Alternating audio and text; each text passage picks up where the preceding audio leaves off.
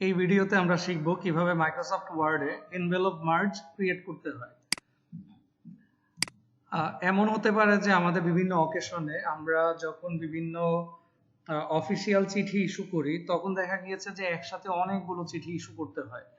সেই ক্ষেত্রে যেটা প্রবলেম হয়, বারবার প্রত্যেকের নাম এবং অ্যাড্রেস গুলো লেখা এবং সেগুলোকে ফরম্যাটিং করা, এটা খুব ডিফিকাল্ট হয়ে যায়। তো এমন যদি হয় যে আমরা একটা এনভেলপ সাইজেই আমরা একটা ফরম্যাটিং ক্রিয়েট করে নেই এবং সেই অনুযায়ী প্রিন্ট করি, তাহলে আমরা খুব সহজেই একটা এনভেলপ উইথ ডকুমেন্ট আমরা প্রিন্ট করে ফেলতে পারি, যেটা আমাদের কাজকে অনেক ইজি করে দেয়।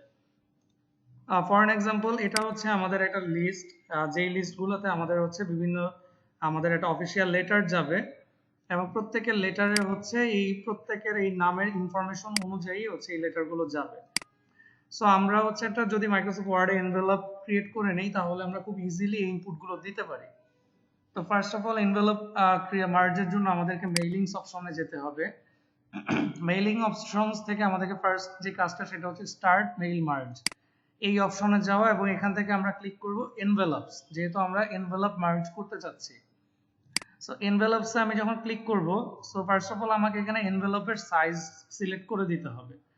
সো আপনি চাইলে এখানে বাই ডিফল্ট যেই সাইজটা দেওয়া আছে এই সাইজটাও নিতে পারেন, অথবা আপনার পছন্দ মতো এখান থেকে যে কোনো সাইজ আপনি নিয়ে নিতে পারেন। অথবা আপনি যদি আপনার ক্লায়েন্টের কাজ করতে চান, সেই ক্ষেত্রে ক্লায়েন্ট আপনাকে যদি কোনো রিকোয়ারমেন্ট দিয়ে দেয়, সেই ক্ষেত্রে আপনি ক্লায়েন্টের সাইজ অনুযায়ী নিতে পারেন। এখানে সাইজটা আসলে কোনো ম্যাটার করে না, ম্যাটার করে আপনার প্রসেসটা। সো এখানে বাই ডিফল্ট যেই সাইজটা দেওয়া আছে আমি সেই সাইজটাই আমি নিচ্ছি এবং এটা প্রিভিউটা আমাকে দেখাচ্ছে। দেখেন, সাইজটা হবে এমন এবং এটার ফরম্যাটিংটা হবে এইরকম। সো এখানে প্রিন্টিং অপশনস আছে, এখানে আপনি কিভাবে প্রিন্ট করবেন আপনার সেটাও আপনি এখানে সিলেক্ট করে দিতে পারেন, face up face down. So আমি ডিফল্ট অপশনটাই রাখি এবং রেখে আমি ওকে দিই। দেখেন, এটা একটা এনভেলপের সাইজে হয়ে গিয়েছে। সো আমি এটা একটু জুম আউট করে নেই। সো এটা আমি এভাবেই রাখলাম। সো আমি চাচ্ছি যে আমার এনভেলপের টপ লেফটে আমার অ্যাড্রেস থাকবে। সো আমি এখানে আমার নামটা টাইপ করি, ডেজিগনেশনটাও টাইপ করে দেই,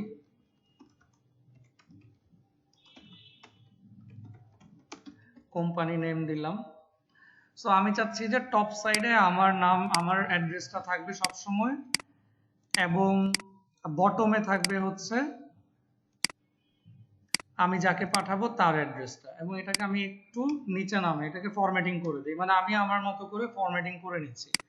এখন দেখেন, আমি যখন এখানে ক্লিক করতেছি, এই যে আমার এখানে একটা বক্স চলে আসছে, যেই বক্সটাতে আমি মার্জ করব এই প্রত্যেকের অ্যাড্রেসগুলোকে ইন্ডিভিজুয়াল এনভেলপে। সো আমি এখানে সিলেক্ট করে আমি মেইলসে চলে যাই।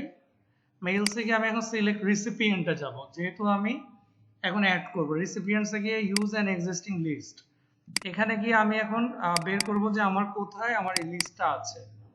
আমি মেইল মার্জ আমার এই শীটটাকে আমি অ্যাড করে দিই। এক্সেলের আমার যেই শীটটাতে আমার ইনফরমেশন আছে, আমার কাজ হচ্ছে সিলেক্ট রিসিপিয়েন্টসে গিয়ে এই শীটটা এখানে অ্যাড করে দেওয়া। অ্যাড যখন আমি করে দিলাম, দেখেন আরো কিছু অপশন এখানে ভিজিবল হয়েছে। সো আমি এখন ইনসার্ট করি, ইনসার্ট মেইল মার্জ ফিল্ড।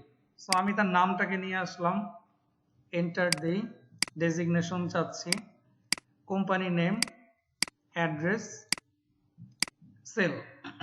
একটা জিনিস একটু বলে রাখি, এখানে সেই জিনিসগুলোই আপনি ইনপুট করতে পারবেন যেই যেই হেডিং গুলো আপনার এক্সেল শিটে আছে।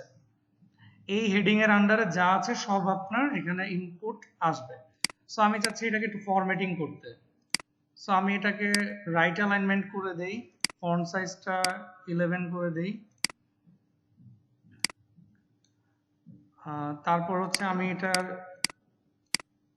নামটাকে একটু বোল্ড করে দেই এবং নামের ফন্ট সাইজটাও একটু বড় করে দেই এবং নামের কালারটা একটু ব্লু কালার করে দেই, বাকিগুলো ব্ল্যাক কালার থাকুক, বা আমি চাইলে পুরোটাকে ব্লু কালার করে দিতে পারি। সো আমার ফরম্যাটিংটা শেষ। আমি চাইলে কিন্তু এই বক্সটাকে একটু টেনে কিন্তু আমি ডান দিকেও নিয়ে আসতে পারি। ধরেন আমি এখানেই নিয়ে আসলাম, এটা এখানেই থাকলো। সো আমার কিন্তু এখানে ফরম্যাটিং এর কাজ শেষ। এখন আমি মেইলসে যাব, এখানে গিয়ে আমি এখন যেটা করব, প্রিভিউ রেজাল্টস। প্রিভিউ রেজাল্টস যখন দিলাম, দেখেন এখানে আমাকে রেজাল্টস এর প্রিভিউ দেখাচ্ছে। সো আমার এটা কিভাবে থাকবে, So আমি এখন এখান থেকে যদি 1 2 3 4 এভাবে রাইট সাইডে যাই, দেখেন এখানের সিরিয়াল অনুযায়ী কিন্তু আমার এখানে প্রত্যেকটা চেঞ্জ হচ্ছে। সো আমি কি দেখতে পাচ্ছি, আমার লেভেলটা এখানে খুব সুন্দরভাবে অ্যাড হয়ে গিয়েছে। সো আমার এখানে 57টা ছিল সিরিয়াল, তো 57 পর্যন্ত চলে আসছে। আমি এটা ক্রস চেক করে দেখলাম সব ঠিক আছে। আমি এখানে ম্যানুয়ালি 1 টাইপ করে প্লাস এন্টার দিলাম, দেখেন এটা 1 নিয়ে নিয়েছে। সো আমার কাজ শেষ। আমি এখন ফিনিশ এন্ড মার্জে যাব, এডিট ইন্ডিভিজুয়াল ডকুমেন্টস, অলে যখন ওকে দিব, দেখেন এখানে আমার টোটাল 57টা এনভেলপ ইন্ডিভিজুয়ালি ক্রিয়েট হয়ে গিয়েছে। সো বুঝতেই পারতেছেন যে আমরা কত সহজে একটা এনভেলপ মার্জ আমরা ক্রিয়েট করে একটা এনভেলপের মধ্যে আমরা লেভেল অ্যাড করেছি এক্সেল শীট থেকে। সো আশা করি এটা সবাই বুঝতে পেরেছেন, এবং যদি বুঝে থাকেন তাহলে ভিডিওটা বারবার দেখবেন এবং প্র্যাকটিস করবেন। Thank you.